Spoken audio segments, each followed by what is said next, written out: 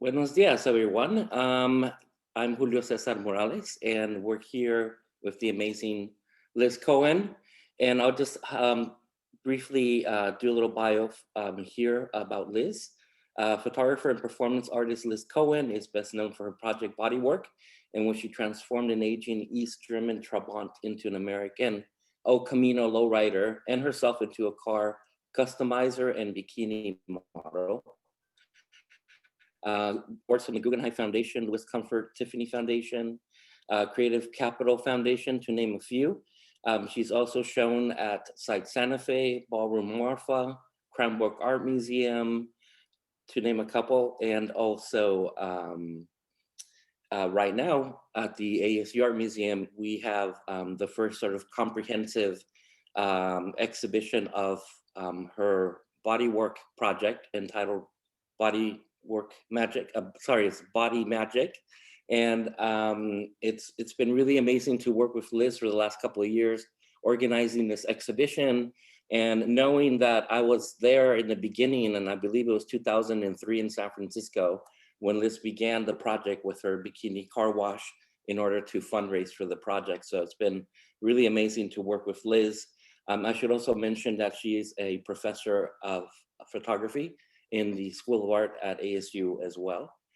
So that's my brief introduction to Liz. So hi, Liz, and Liz is also represented by Salon 94.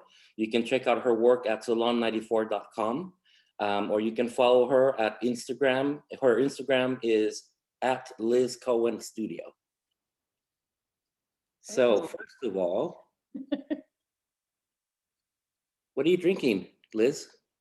I'm having a cappuccino in this really fun mug that was made by someone who was once a student at Cranbrook.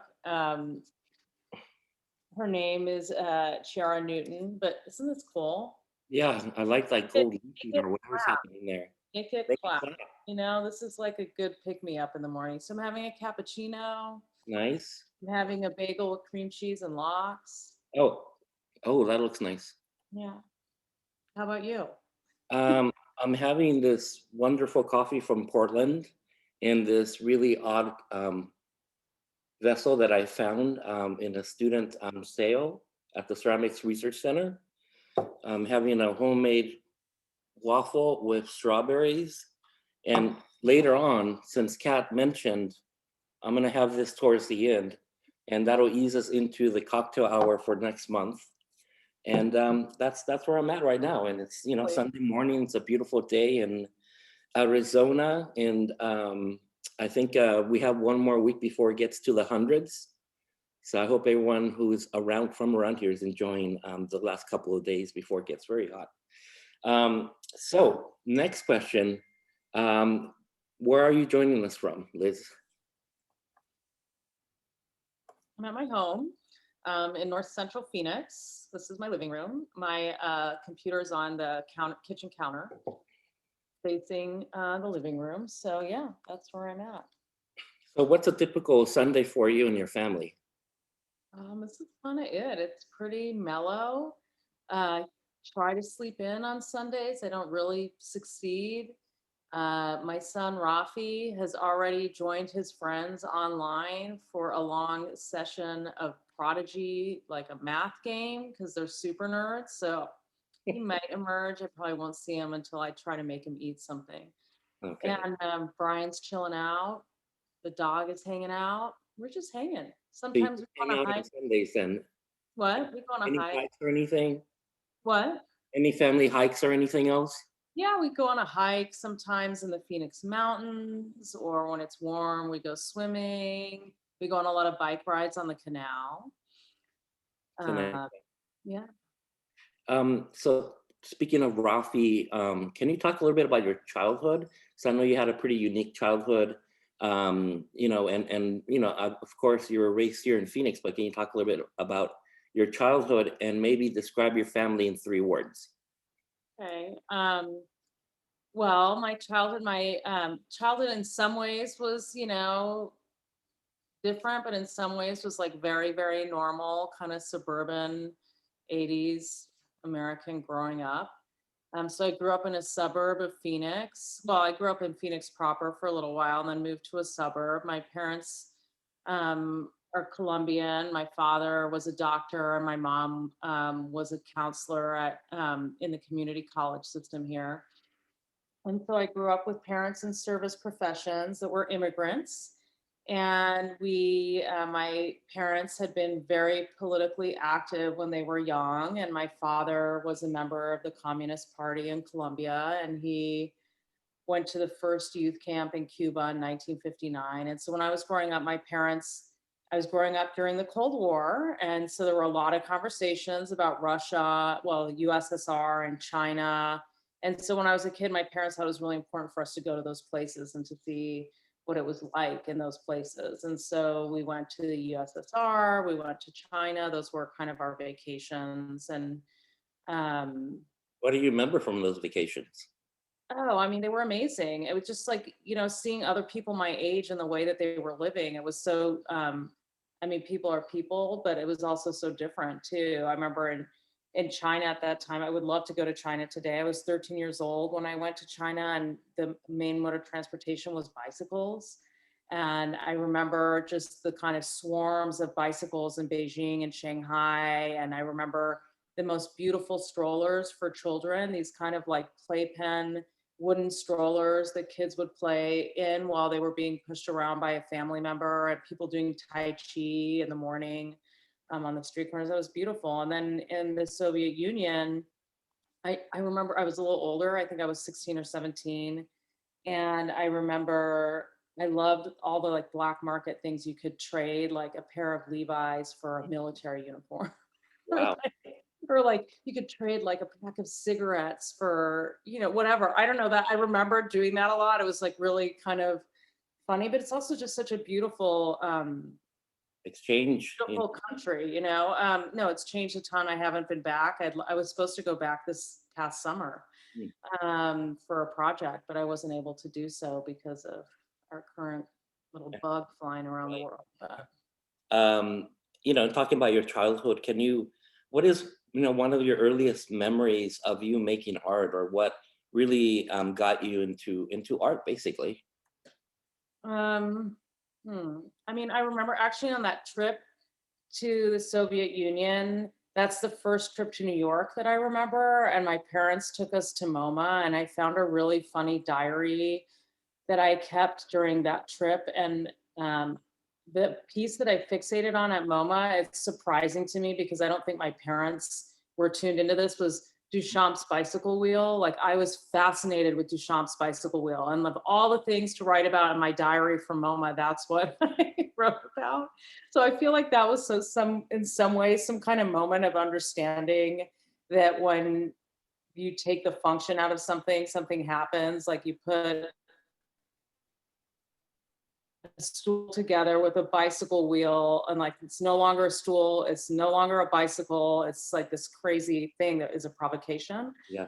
So, and then my dad photographed a lot, and when he died I got his Nikon F, as my mom gave it to me. And I think that's kind of when I started photographing. Mhm. But I didn't really think of myself as making, like, producing anything creatively till I was in college. So I So think you it were was just like a latecomer.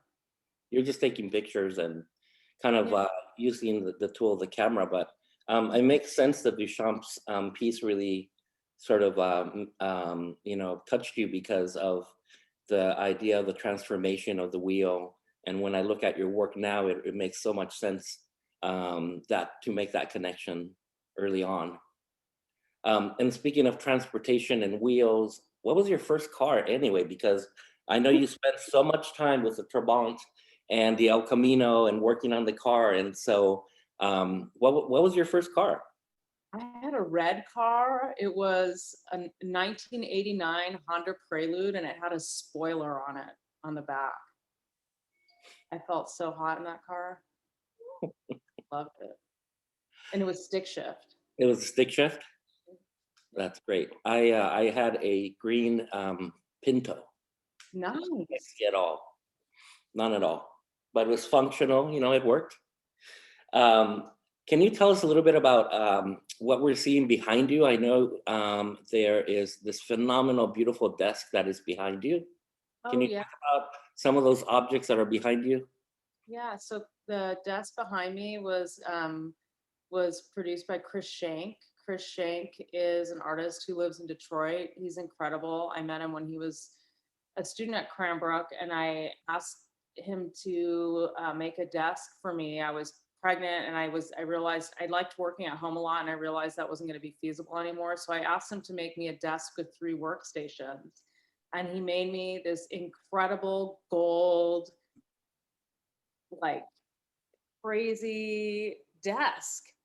And I love this desk. And this desk ended up being in a photograph in a magazine. And the designer, Tom Ford, saw the desk and then had a replica made for his flagship store in New York. And then Chris did stuff for Dior. And now, I mean, he shows with Friedman Benda and All Mine Rec. He's like an amazing, amazing, amazing designer, artist, person. Like his studio in Detroit is like the most incredible thing if you're ever in Detroit and can get him to let you come in. It's it's an inspiring place. Yeah, And and then I on top Kat, of it, yeah, Kat put a link here on the chat if anyone wants to check it out. yeah, and then on the top of the table are ceramics by Matt Bennett Lawrence, who was also a student at Cranbrook when I taught there. And he did this series of face jugs that I just fell in love with, and they're so playful and colorful. And Do you also have Rafi's ceramics there? I really like his ceramics. let me see, hold on a second. Okay. So I know that Rafi started to get into ceramics right before the pandemic. And so he was showing us last time we saw him some of his ceramic work. And Rafi is what, 8 or 7? He's 9, but I feel like he gave my mom and like everyone that's comes through, he gives them. I feel like we don't have any of the good ones left, but this one's kind of funny. I That don't looks know. like a popcorn or Yeah, it's like a guy. You can't really tell. It's got like noodly hair and yeah, stuff, and I don't know. Anyway, he likes doing it. that's He's having cool. fun. So how was, during the pandemic, can you kind of draw us or reimagine, how did you reimagine your living and working space? How did you work that out? I know you have a studio, and so during the pandemic, what was your situation like? Well, it's changed over the whole course of it, as like, and so is my relationship to the pandemic. So in the beginning, like the computer I'm on right now used to be in my office at school. So I have this really nice big computer at home on my kitchen counter that used to be my computer in my office. Hmm. As we moved on to the Zoom classes. But the beginning, I was just like very panicked. And so I decided to run all the time. I was like running away from the pandemic, keeping my lungs in shape. So, no, and Rafi was home, from school, and he was trying to figure out, like, the beginning, the online school was a little shaky. So that was like kind of crazy. And Brian was home. And now I do a little bit here, but I walk Rafi to school, and then I walk to my studio, which is about a half-hour walk from my house. And then I walk home at the end of the day, cook some dinner for everyone. We're Well, homebodies. I mean, I guess everyone is, right? We just hang out. we were working on our show, during the pandemic, and we ended up doing the photo shoot with Daza del Rio in November. That And was like a blip of denial, right? When we did the photo shoot. I mean, that was a really phenomenal time, long weekend that we spent Yeah, there. thank you for that. It was really, really cool that the museum, you know, was willing to produce a new body of work, and then and to stick with it during the pandemic, because it was pretty wild. We had how many people were there? We limited it to like 6 people. Right. Tried to wear masks, but there were certain things. I mean, for myself and Daza Del Rio, the other subject of the photographs, it was kind of impossible, obviously, to wear the mask while we were photographing. It was a trip. We had the doors open, the Yeah, roll-up doors air open. coming through, and I mean, we only have 5 images in the exhibition of that shoot, but I know there's about 30 really phenomenal pieces uh, yeah, photographed. yeah. I think I'm gonna edition, like maybe 12 or 13 of the images. Yeah. That So I'm you really, think you have like a solid 12, 13 that you yeah. great. I can't wait to see those. And speaking of that, one of the other questions was, what materials do you use to create your works and why? Can you show us an example of these materials? And then that'll lead us into something new that you're working on. So Kat, I think I put the archive stuff or whatever. So I was going to say, in terms of materials, probably consistently over time, the most important materials in my practice have been archival materials that I just like, research things and find things, and then people, so that consistently, those two things have consistently been, um, have been in my, the kind of foundation for my work. So for example, here, for the photo shoot, we were just talking about the new work that I produced for the exhibition. On the first image you see on the left is me and Daza Del Rio in 2003 when we first met. And Daza Del Rio is an icon of the lowrider world. She's a lowrider model. And then next to that is a picture of a book by Lisa Lyon, who was a performance artist and a bodybuilder and a muse to Mapplethorpe, and then the Mapplethorpe images from the LACMA archive. I mean, from the LACMA collection, that that Deandra Lawson at LACMA helped me research. So yeah, so there's that kind of stuff, and yeah, so people and research material, archival materials, and then I put the next image is one image from the shoot that's not in the exhibition, just to kind of show what people and archival material leads to something like that. This is Ruffle.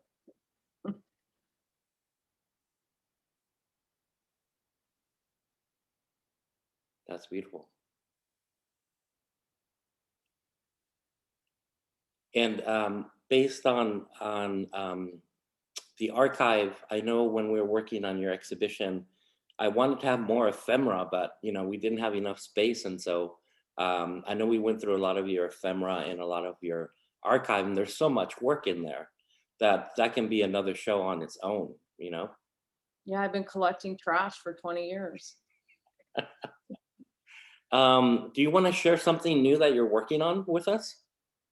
Sure. I put in some stuff from a project I just started to revisit, because working when you gave me the opportunity to produce a new body of work and I decided to perform again, I really had to face the fact that like the photographs of myself that I had done before were of me as a younger person, and then to use my body now is like a different story. And so I started thinking a lot about the aging, like a women's bodies and the female body aging.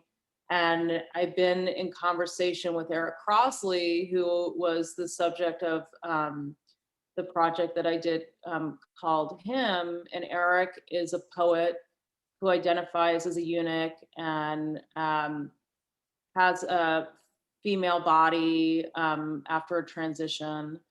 And I didn't ever use these photographs because when I did the Him installation, I didn't want to sensationalize Eric's body. But now looking them at a different context, I feel like they mean something different to me. And so I understand them differently.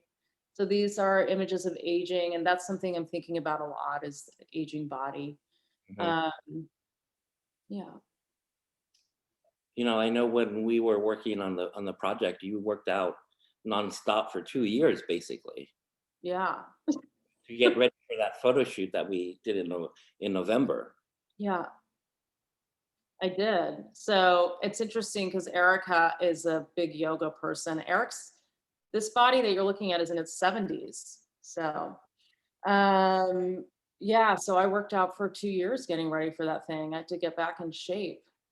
And it's a fool's errand to try to look like Lisa Lyon in her 20s. I tried. Um, Maybe we can go on to inspiration. What are three things did people put already? Julio, I did put the next slide. Okay. Cat is a poem by Eric. Oh, cool. Just felt like was existential and kind of gives a feeling of who this person is that you just saw in the image. Oh, excellent. Okay.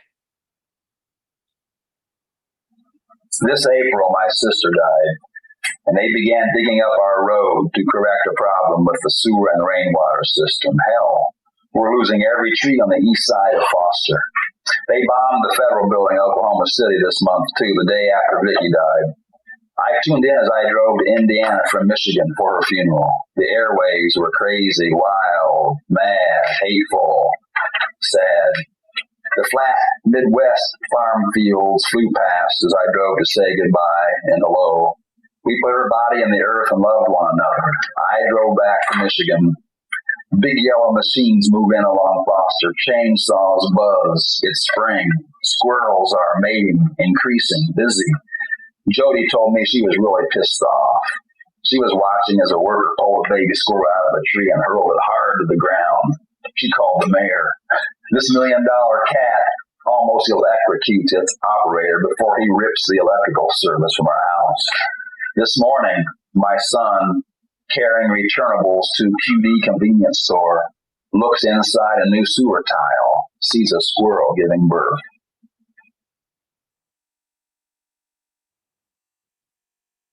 And how long have you been collaborating?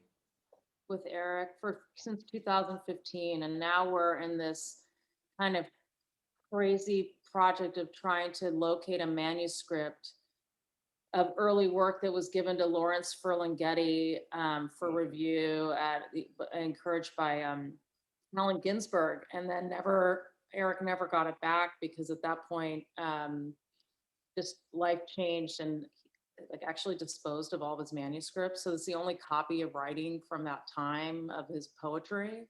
Oh. So anyway, we're trying to get it. So if anyone has connections with the Lawrence Ferlinghetti estate, Yeah, you know. Exactly. That's really touching work. And I love that poem as well. In regards to the other influences currently, do you want to go into that we were talking about yesterday? Oh yeah. So again, thinking about the aging body and then thinking about kind of things that influence my aesthetic, I guess, or the way I think about things and the way I think about like basically living in a patriarchy. A lot comes from like 80s movies and 80s pop culture. And I started thinking about these women that are kind of in between in age, in between me and my mom, and that really are kind of one of a kinds. They're kind of people that have like this radical sense of themselves and have also influenced counterculture and pop culture in pretty significant ways. And so I just put in a couple video clips. I think the first one is of Lisa Lyon. It's a clip of her dancing in this 80s movie, a vampire movie. It's called Vamp. And here she is at a striptease where these two guys are trying to get into a fraternity, and they go to the city to try to find a stripper to perform for the fraternity, and they end up finding a whole bunch of strippers that are vampires that kill one of them. So here's a clip.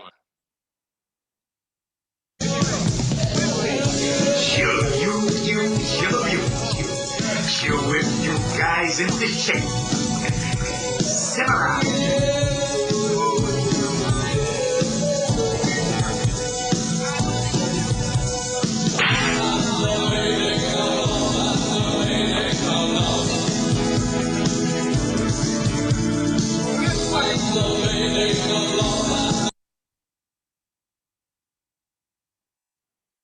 So it's kind of crazy to me that this kind of crazy movie about these guys wanting to be in a frat, all these amazing artists in it. So Lisa Lyon was in it.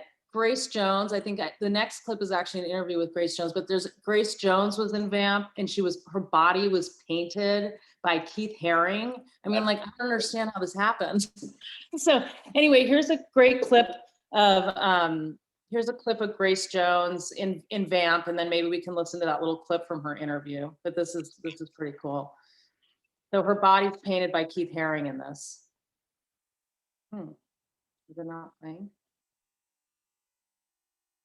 The link for that video is in the PowerPoint. Okay. Stand by, everybody. comments of the PowerPoint. If you take it out of the slideshow mode, you might be able to see it in the notes. Okay. Oh my God. Okay. Please hold. Was that before Lisa was the won the championship, or after? Before? It was after. I'm pretty sure it's after, yeah. And she was in a few movies, but I'm really trying to find her right now. She's really it's kind of amazing that you really can find very little about her online after the 80s. So she was inducted into the Bodybuilders Hall of Fame, I think in like the mid 2007 or 8 or whatever. That's like the only thing I can find besides things from the 80s. Okay, looks like I found it. Gentlemen, I give you Katrina.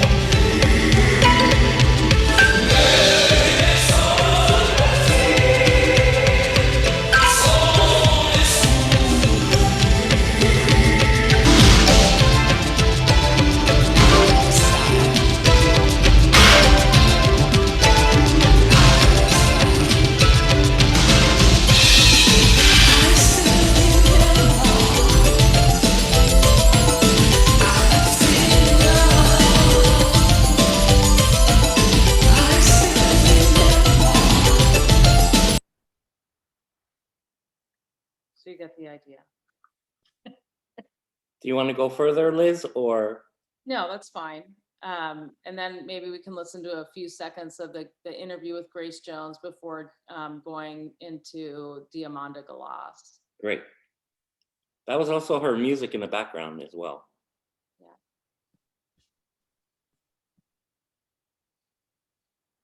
Is Kat doing it or should I do it? I'm doing it. I'm just gonna pull it up because the PowerPoint, I'll just pull it up on YouTube. So we talk about school a lot, not just their school, but we talk about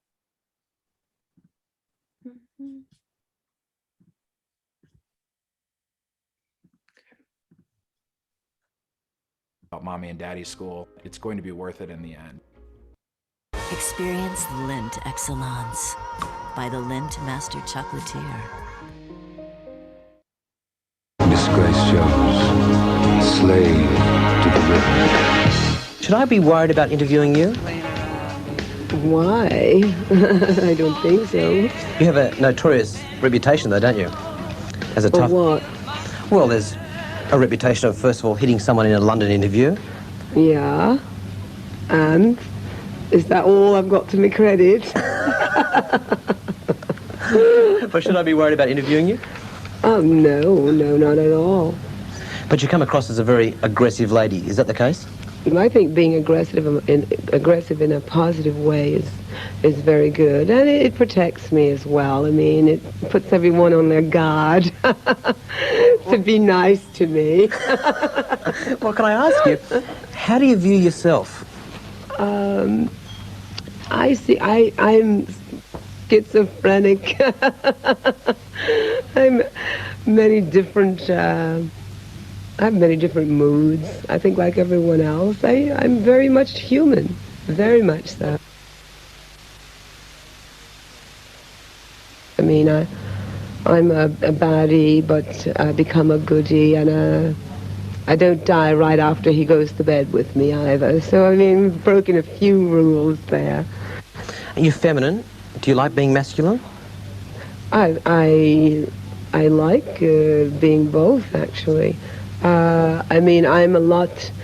It's not being masculine. It's an attitude, really. Being masculine? What is that? I mean, can you tell me what is being masculine? I mean, I think that I just act the way I feel, and I've always felt a lot of the male of my family influence in the attitude. I mean, I lived with males all my life, whether it was my father or my grandfather or brothers, and we all rub off on each other. Does that carry through to your sexual preference? Well, that depends. Or do you find women...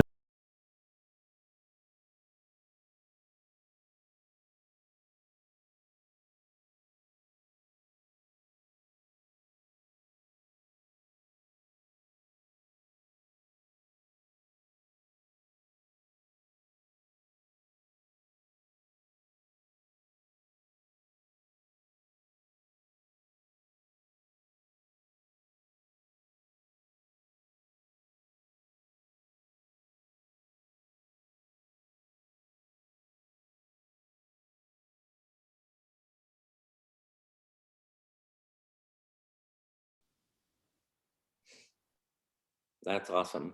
Yeah, she's amazing, right? And then the next one that we have in there is Diamanda Galas, who I just recently gotten into. My friend Chanel von Hosberg Lothringen was been sending me little video clips. And so I found this one performance of hers from the 80s that I thought was just kind of.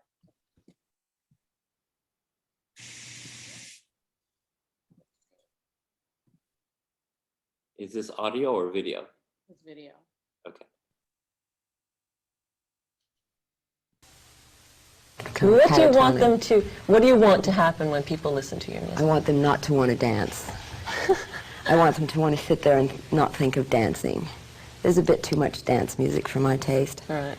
Do you want them, I mean, people are, react in a very extreme way to your music. They're either bowled over or they scream and they become almost violent. Is that what you want? Sure. A lot of times I like them just to shut up and listen to the music. I take a rather misanthropic view of performance. I would prefer for them to, you know, sit there and be quiet, respond to it honestly. So now if we can just see her perform for a second, it'd be great. Okay.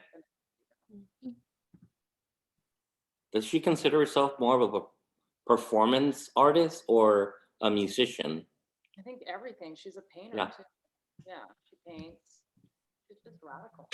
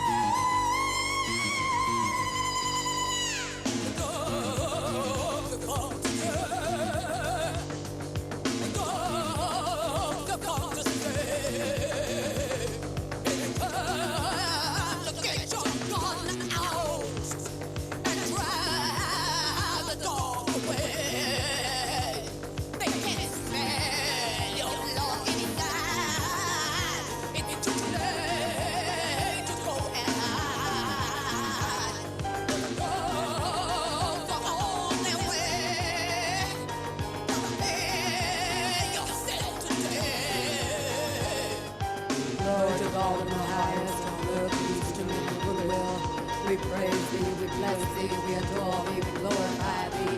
We give thanks to thee for thy victory. O Lord God, heavenly King, God the Father Almighty. O Lord, the only begotten Son, Jesus Christ. O Lord God, Lamb of God, Son of the Father.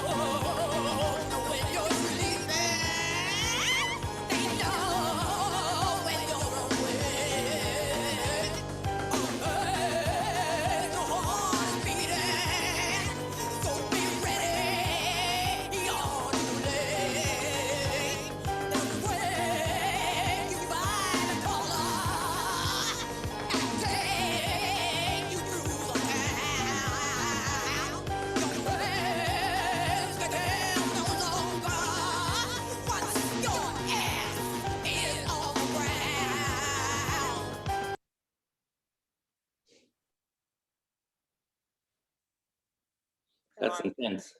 Like intense, right? Amazing.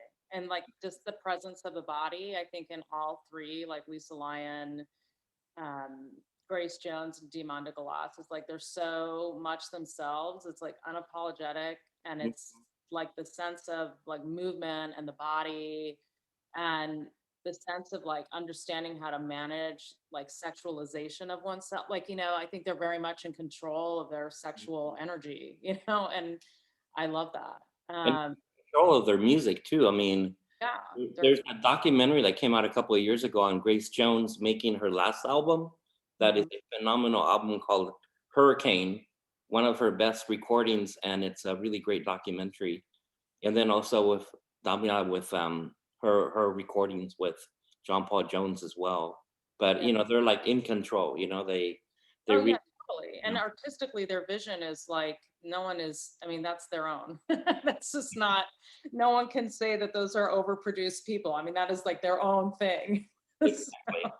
And so I put in a couple of other things for inspiration. I put in this, like, I'm going to be starting a project that has to do with coffee. And I've been thinking about the coffee being like a vagina slit. And so I've been just collecting images of slits. Just slit. Can you talk a little bit more about that project, Liz? This is the project that you received the Guggenheim Fellowship for. Yeah, I mean, I'm kind of waiting to go to Russia to buy a car. I don't know when I get to do that trip. Yeah. Yeah, it's gonna be a minute. But so basically, I've been thinking about coffee and service and this car that was built during the Soviet era that looks like a Jeep Willys. It's called the Gaz 69. And the whole thing kind of started because my mom learned how to drive on this Russian car and my mom in Colombia. And I was like, why the hell did you learn to drive on this car? You know, so I started looking up and like, I didn't understand why that car was there. And I found online that there was a trade deal done in the late 60s between Colombia and the Soviet Union to trade cars for coffee. Colombia wanted some cars and the Soviets wanted coffee. And so this kind of exchange began, and a lot of Eastern Bloc cars came to Latin America, but to Colombia especially. So this is looks kind of like a Jeep Willys, but this car has a crazy history. The factory was actually started in Russia before the Bolshevik Revolution, so before the Soviet era. And Henry Ford went to Russia to help start the factory for this car for gas. Oh. And then, you know, during the Soviet era, had nothing to do with American manufacturing. And then after the Soviet era, Bo Anderson, who had worked for GM, became the CEO of Gas. So I think it just has this crazy exchange with the Americas, like ongoing. And so in any case, I want to turn this gas car into a kind of a ambulant coffee service. So the dash will have some kind of a coffee machine in it, and it'll have a coffee grinder that will spit, you know, grounds out by the tailpipe. It'll shit out some coffee, and then I want to make a full coffee service set. So cups and a kettle and different kinds of things to be able to serve coffee on the road. And I'd like to visit people that work with coffee, everything from these amazing women coffee farmers or co-ops, women coffee co-ops that are like really organizing all over the world. But in Latin America, they're pretty organized. I'd love to visit them with the car and shoot some photographs, make some tableaus that have to do with labor and agriculture. There are people in the United States, are union sanctioned coffee breaks. There are baristas, and they have a union, and there are people who have to, serve coffee as part of their jobs as receptionists. Or so I'm really interested in this intersection of like the coffee bean, the slit, women's relationship to coffee, this car. I'd love to drive down the Pan American Highway with this and kind of really intersect with different kinds of people that are involved with coffee in some way, in labor. Previous work with body work, I mean, would you alter anything else besides the way that the coffee would be produced in the car itself? Is there anything else you would change or transform, I should say? No, I mean, I think that it'll be the dash that's really transformed, and that'll end up being quite a job, because to fit it all in and then move everything else that was on the dash into a place that's functional. So it'll mostly be modifications to the interior. So it'll be that kind of stuff on the dash. And then the kind of, I've been researching these different portable coffee sets and portable tea sets. So in any case, I have to find a way to make a lot of mugs and saucers and stuff not break while they're on the road and be stored in this thing. And so that'll be part of the gas transformation. And then I don't know if I'm going to do anything to the like to the upholstery or not. I could, weave something or not, I don't know. I just like how plain it is and the utility of it.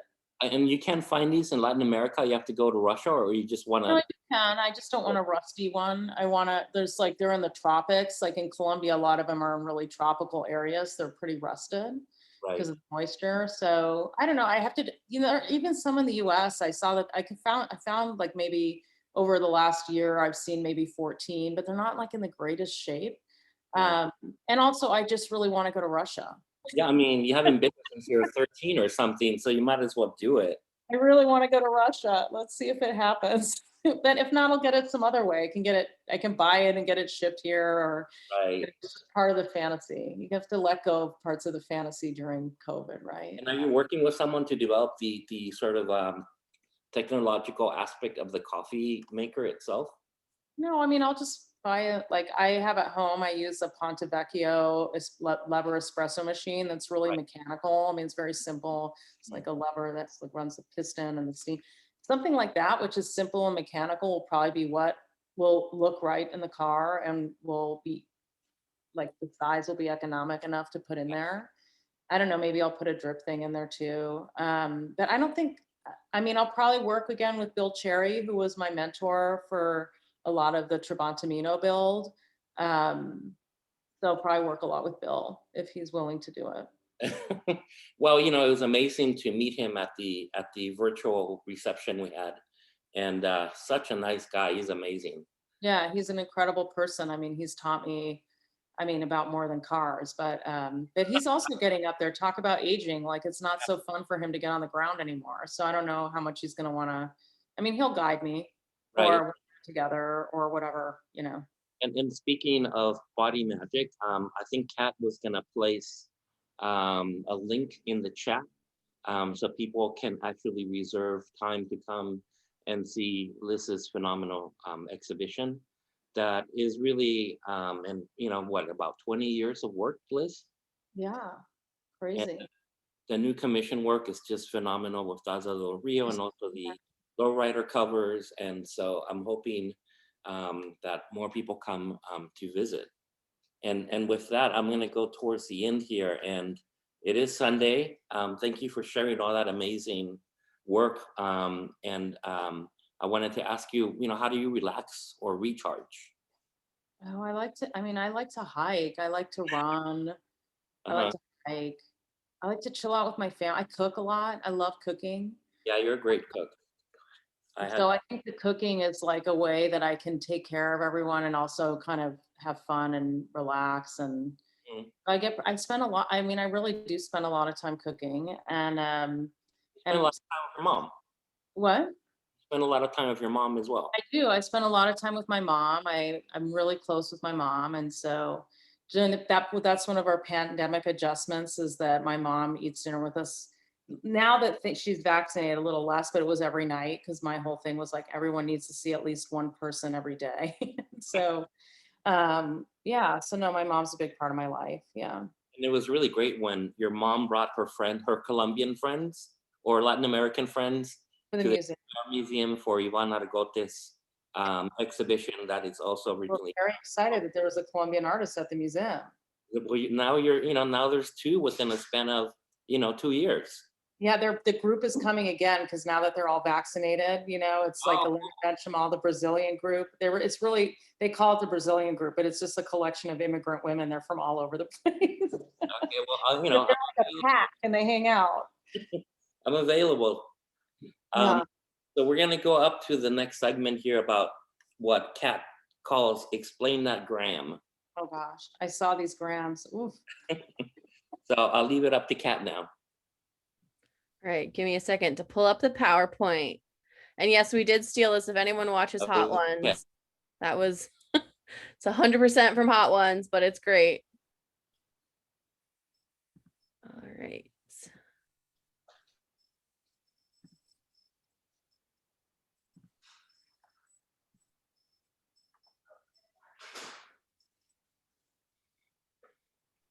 All right, Julio. This is the first one? This is the first one. All right, Liz, explain this gram. So this is Bill, what is his name? Jeff Brock. This is Jeff Brock's car in near Santa Fe. And I met him through this amazing artist, Roseby Simpson, who did an El Camino. And so she took me to see his garage, basically. And this is Bombshell Betty. And this car is a 1952 Buick, and it run a speed record at the Salt Flats. It went 165 miles an hour. So this is kind of, an important car. Amazing fabrication, like built by Jeff Brock. Oh, the Loom at Cranbrook. This is my studio when I taught at Cranbrook in a beautiful building on the campus there. And this is when what was being made here? So we were putting together the loom for the first time. So I got this Cranbrook loom, a countermarch loom. And when we were connecting the jacks to the lambs so they wouldn't fly up, we had to pull them down. And what do I have in my studio? Tires. So I just put some tires up there. Beautiful sculpture. There you go. In the Duchamp. Yeah, there you go. Right. That's your Duchamp there. Yeah. Is there another one? Oh yes. Oh yeah. So this is the first work I made with that loom. You can see the weavings on the right on that red panel, and then the bigger one that's kind of in the middle, kind of hanging there. And this is the installation of the work hymn. The subject was Eric Crosley. You see his body there in the background. Some of the images I showed you today, and the photographs on the ground are him wearing a mask some masks I had made for him. And yeah, so that's what this is. It's an exhibition at the Cranbrook Art Museum. And is that those stands, is that metal or wood? They're wood, they're walnut. And they're kind of a nod to mid-century modern furniture, because I was at Cranbrook and I was really influenced by that kind of, that was in the midst of everything that I was seeing. And then, but they're supposed to be kind of skeletal forms, and the way they're arranged is kind of, I'm just thinking of them as the body, and then all the photographs, everything that I produce is just a projection onto someone else's body. So they're like garments, Yeah, I mean, it's a beautiful installation. I mean, this is, in a way, slightly very different than some of the other bodies of work that you've been doing. And at the same time, there is the connection to transformation in the body. How did you end up choosing the colors is what I wanted to know, actually. Like the blue, the red. I know because you're very specific about colors in the bodywork series. So can you talk a little bit about a couple of these color choices? Yeah. So Eric is a very devout Hare Krishna. And so these colors really, to me, came from a kind of the Hare Krishna palette, like the marigold, and these were the things like in his house and the shrines. And so these colors to me really came from that, Yeah. Wait, do you have another one, Kat? Or was that it? There you go. Oh my gosh, dork alert. 2016 Democratic National Convention, me going Hillary crazy, and I met this guy who was a button collector, and I'd been collecting my buttons. That was my bag is, you know, I'm holding my bag. I'm wearing one of his vests, but the Wow. bag is my bag with all the buttons. So we started talking, and I just loved his button collection. And so I asked him if we could do a photo together. And yeah, that was like such an, I mean, it's kind of, I mean, it's so sad to talk about, but it was such an electric moment. You know, that convention was so hopeful, and it was about so many good ideas. And anyway, I mean, part of the exhibition at the ACR Museum is beautiful timeline that you worked on with education program at the museum, and it's a timeline. And there is one, I think it's from this one where you have a photograph with Hillary as well. yeah, Okay. I love Hill. And then the last one to bring it back to Dazza. Dazza's the best. Everyone should follow her on Instagram. It's Dazza Chic. So Dazza Del Rio, 2003, hanging out in Fresno, selling her merch with her mom. She has an amazing relationship with her mom, with Rosa. And her mom manages all the money and stuff and has been doing the lowrider circuit with her since she was young. And anyway, yeah, this is where I met Dazza, and then she really became a muse for me. All the poses from like the pinup shoots. I don't even call my work pinup. I don't know why I'm using that word, but because I know they kind of reference that, but that's not. Yeah. Anyway, from my photographs, the a lot of the poses come from looking at Dazza in the magazines, really imitating Dazza. And so then to get to work with her closely for the shoot, you know, I was working with one of my sheroes for that shoot we did for the museum. It was amazing. She's a So force of nature. what?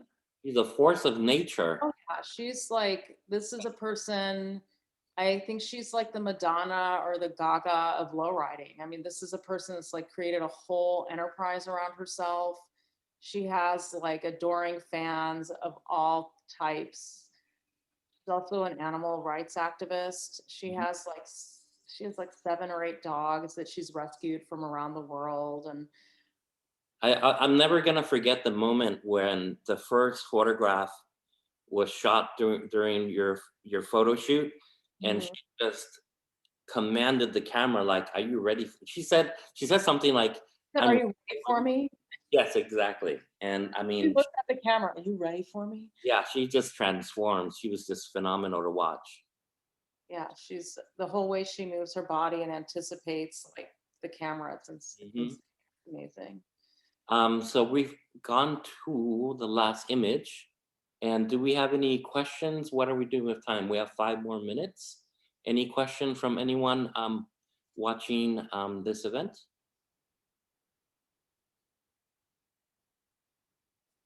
I'm gonna go ahead and open this bottle of Prosecco. Well, it's really nice to see Livy and Sergio on the Zoom, because I think they've known me since the beginning of all of this odyssey, you know, when we were art babies in San Francisco. And so anyway, thanks for coming. Yeah, I'm Liz, you know, I'm such a big fan of your work, and it was great. You were a year ahead of me at CCA, so I always looked up to you. I do have a question, and this talk was great, and it was good to see the newer work and so forth. I wish I was in Arizona to see that show, although how long is it up till? Because maybe when is it? End of May. Come with your family. Yeah. But I'm curious, just for my own self, this question of how your teaching and your academic life, how you see that in relationship to your work. How does it feed your work, or anything you want to talk about with that? Well, I think, you know, it's interesting in terms of, I think just the way like the people that are appealing to me that I was showing that have been like either subjects in my work or inspiration for my work. It's so much about like this radical sense of self and individuality and the voice, and kind of, even when that's hard to be oneself, you know, that's always important to me. So I always, with students, that's something I'm always looking to encourage, is for people to find their voice and not to worry so much about what they think they should be doing, or everyone else thinks they should, having a singular voice and being proud of it, even if it's kind of bonkers, when I see students grow, it's inspiring, when you see people come out with stuff that you haven't ever thought of before, or ways of looking at the world. And, for me right now, I think the kind of generation that's in college right now, it's so hopeful the way they think about, that generation is thinking about gender and relationships. And so it's super inspiring, and that feeds the way I think about my own work. So it's a back and forth. I love being around students. I don't know if that answered it, but. Any other questions? Kat, anything else? No, I think, this was great. I really enjoyed it. I still don't even know how to change my oil, Liz, so I'm just forever impressed at your abilities. So, yeah, thank you everyone for joining us. And just as a reminder, we're going to transition to evening events. So May 20th will be our first one at 6 p.m. and we'll be having cocktails. But yeah, this was great. And if there aren't any other questions, I'll linger for a second in case someone wants to pop on. But if not, thank you everyone for joining us. Thanks for coming. Have a nice day. Ciao. Thank you, Liz. Bye. Thanks.